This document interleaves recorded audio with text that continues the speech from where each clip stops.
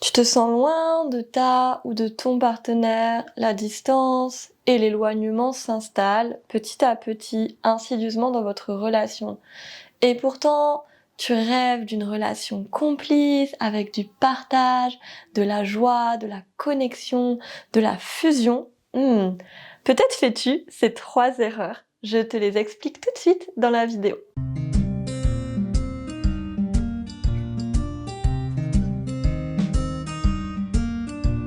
Donc je m'appelle Fanette, je suis sexothérapeute et j'accompagne toute l'année les personnes à vulve et les couples vers une intimité vibrante, connectée et réjouissante. Et bien souvent, ce que je vois dans les couples qui viennent me voir pour des problématiques au niveau de la sexualité, c'est qu'en fait, il y a vraiment une problématique de connexion, de reliance et de complicité au-delà des temps de sexualité, et que du coup cette distance qui est créée dans le quotidien et dans la relation n'agit pas en faveur du désir, de la quantité et de la qualité de leur sexualité. Donc comment on recrée de la complicité et de la connexion dans une relation? Quelles sont les erreurs à ne pas éviter? C'est ce que je vais te présenter tout de suite. Donc la première erreur, c'est vraiment ce que je vois souvent les gens faire, c'est d'éviter les conversations difficiles, les conversations un peu challenge, un peu tricky, les petits trucs, les petites piques qu'on laisse passer, les inconforts qu'on sent en soi, mais on va choisir en fait à un moment donné de prendre sur soi et de ne pas en parler à l'autre. Non mais c'est rien, non mais je suis trop exigeante, non mais je veux pas le ou la déranger, non mais ça va passer, ça va s'arranger tout seul.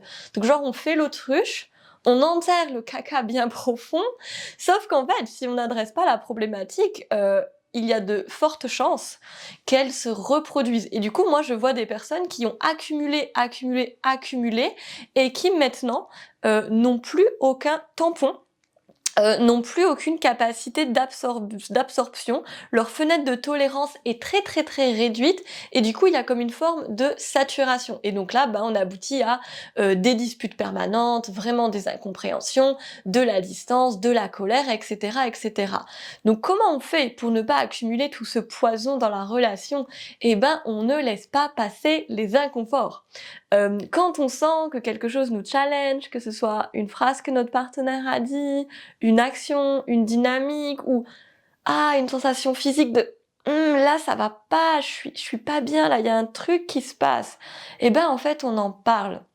Alors ma recommandation, c'est de déjà prendre le temps de soi-même se poser, respirer, se réguler, activer ses ressources, et ensuite depuis un espace de tranquillité, de détente, de communication vraiment empathique et présente, là on va venir en parler à notre partenaire. Ça sert à rien de juste se balancer nos activations. Ah là je suis en colère donc je te crie dessus, ah là je suis triste donc je pleure directement. Ok, je recommande plutôt de se poser et ensuite d'amener une communication constructive, parce que sinon on va nourrir la relation avec des choses plutôt de l'ordre de la tension, et on va pas aboutir à des accords positifs. Donc vraiment, quand tu sens cet inconfort, tu te poses avec toi, tu respires, t'analyses un peu, ok, et là tu oses en parler à la personne avec qui tu es en relation. Et ce qui est difficile, c'est qu'en fait, ça engage de la vulnérabilité. C'est une mise un peu en danger, entre guillemets. On peut se dire qu'on va être jugé, qu'on va être critiqué, qu'on ne va plus être aimé, qu'on va embêter l'autre, qu'on va prendre de la place. Tous ces jugements de constriction, et tout le fait qu'on n'a juste pas appris à avoir des conflits sereins, des conflits matures. Le conflit, c'est dès qu'il y a une forme de rupture dans le lien. C'est-à-dire dès qu'il y a justement un inconfort, dès qu'il y a une émotion qui crise, dès qu'il y a un petit caillou là comme ça dans la relation, on est déjà dans une situation de conflit en fait. Conflit, ça veut pas dire se disputer et se crier dessus. Conflit, ça veut juste dire ok, il y a une rupture dans la continuité de notre relation là. Il y a un truc à adresser. Le conflit, c'est une opportunité. Le conflit, lorsqu'il est traité et transformé de manière mature, le conflit vient créer de l'intimité. Le conflit rapproche. Je sais que c'est pas forcément la conception qu'on a eue, mais parce qu'en fait, on confond les conflits qui justement sont matures, sont transformés, aboutissent à des nouveaux accords et donc créent plus d'intimité parce que les deux personnes ont partagé leur vulnérabilité et ont réfléchi ensemble comment évoluer, comment faire rentrer la relation dans un nouveau cycle. On confond ça avec les disputes permanentes. Avec se chamailler, se chafouiner, se crier dessus. Et ça, on est d'accord, ça crée pas du tout d'intimité. Ça crée juste de la distance, de la rancœur, de l'éloignement et des séparations. Donc, vraiment, prends le temps, quand tu sens quelque chose, d'aller en parler. Ok, je ressens ça, ça me fait vivre ça. Comment on peut faire, peut-être ce que j'aurais aimé c'est ça, mon besoin c'est ça, enfin voilà, de vraiment parler en jeu, ne pas accuser la personne, mais ne pas laisser des choses inconfortables s'installer dans ton corps. Vraiment, vraiment, c'est du poison pour ta relation.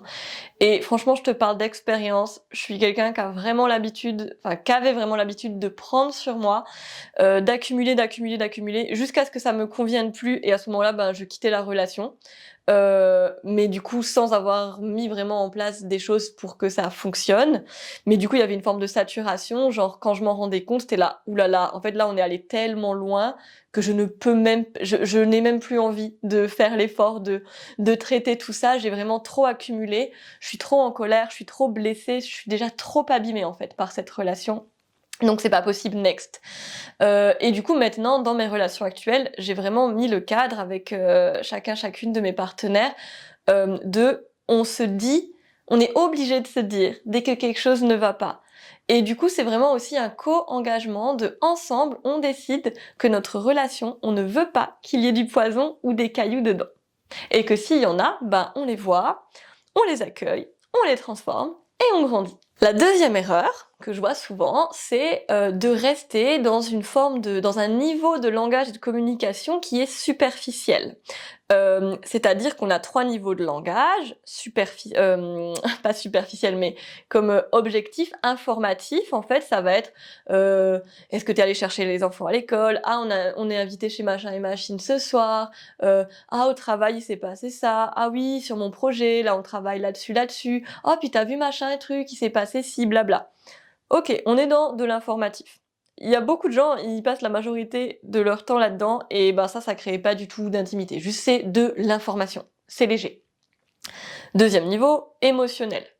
Donc là, on va plus partager, ok, je me sens comme si, en ce moment je suis stressée, ah oui, j'ai un petit peu peur de ça, ah oui, je suis en train de me traverser ça, mais ça reste personnel. Ça déjà c'est cool. Franchement, si déjà on arrive à ce niveau-là dans une relation, ça crée plus de connexion, de partage, de lien du cœur. Troisième niveau, relationnel.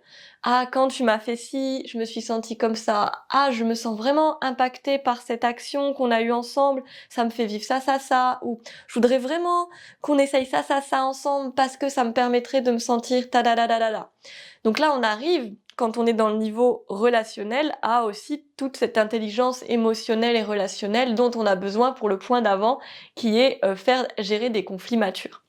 Et donc là, ce troisième niveau, c'est vraiment lui qui va créer de l'intimité, de la connexion, de la complicité entre les personnes. Les partenaires vont sentir qu'ils ou elles ont un impact l'un et l'une sur l'autre, qu'ils sont reliés, ce n'est pas de la codépendance, mais juste c'est de l'interdépendance, parce qu'on est en lien avec quelqu'un, genre on est impacté par l'autre, c'est se laisser toucher en fait, et s'autoriser à toucher l'autre, et à grandir ensemble.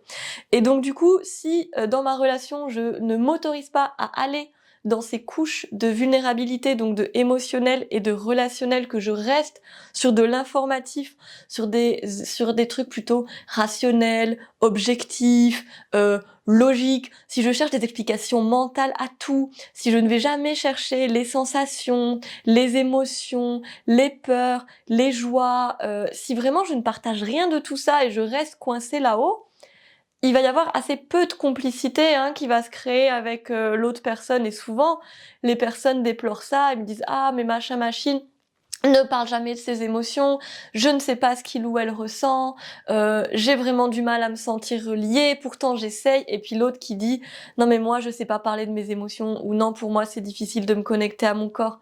C'est normal, on n'a pas appris. Encore plus si tu es une personne à éducation genrée homme, alors là, on t'a vraiment appris à ne pas ressentir tes émotions, ne pas en parler.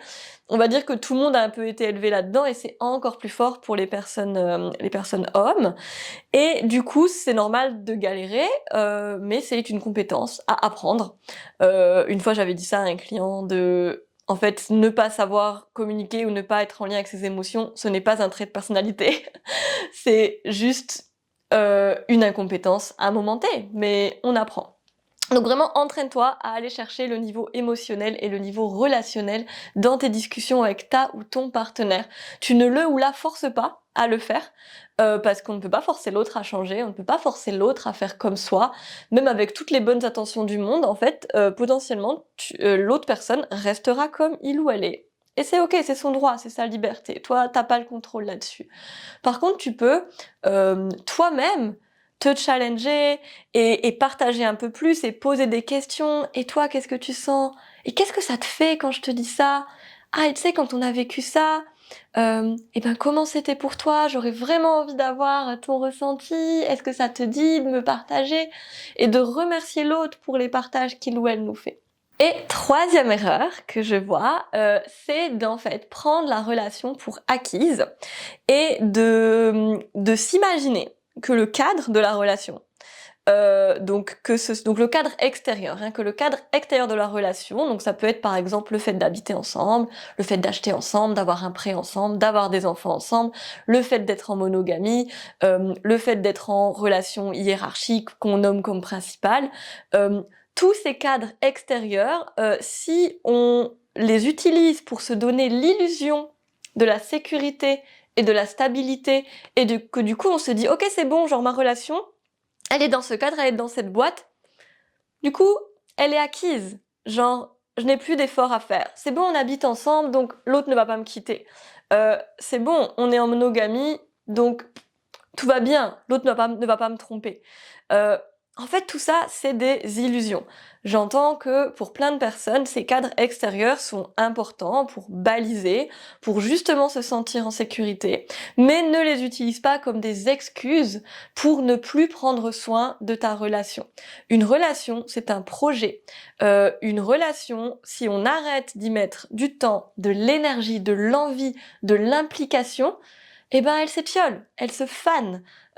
Et donc la complicité, la connexion, le désir, la qualité sexuelle, la communication, tout pareil.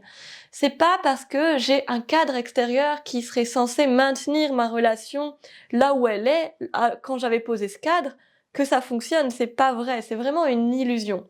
Donc c'est comment, à l'intérieur de la relation, je mets cet engagement à m'investir dedans.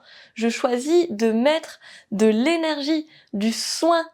Et c'est ça en fait l'engagement. L'engagement, c'est pas s'emprisonner avec un prêt sur 25 ans. Non, c'est pas un engagement en fait ça. Ça c'est une illusion de cadre. C'est une forme d'engagement financier, mais c'est pas ça le vrai engagement entre les personnes. Donc je t'invite à te demander, ok, à quel point je suis engagée vraiment dans le lien avec la personne et pas juste par des conditions matérielles. Et du coup, comment je pourrais mettre encore plus de soin, d'énergie, de présence, de temps pour mon projet relationnel. Parce que ça se fait pas tout seul. Et du coup, après, les gens sont là, ah oui, mais c'est dur, ça prend du temps. Ben oui, c'est dur, ça prend du temps. C'est un projet. Et on peut pas se dire que deux personnes qui ont leur vie, ont leur cycle, ont leur projet, ont leur évolution, que s'il n'y a pas un effort pour nourrir le lien, on peut pas se dire que comme ça ils vont avancer sur la même ligne et rester connectés, c'est pas possible. Donc c'est un choix d'être en relation, vous n'êtes pas obligé.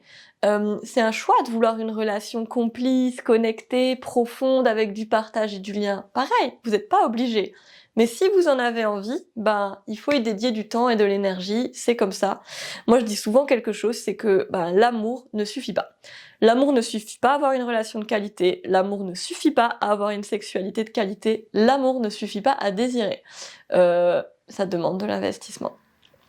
Donc voilà pour ces 3 erreurs. Donc je récapitule. La première erreur, c'était d'éviter les conflits et les discussions challenge et de choisir de prendre sur soi la place. La deuxième erreur, c'était de rester dans un niveau de communication plutôt informatif et superficiel au lieu de descendre en profondeur dans l'émotionnel et le relationnel.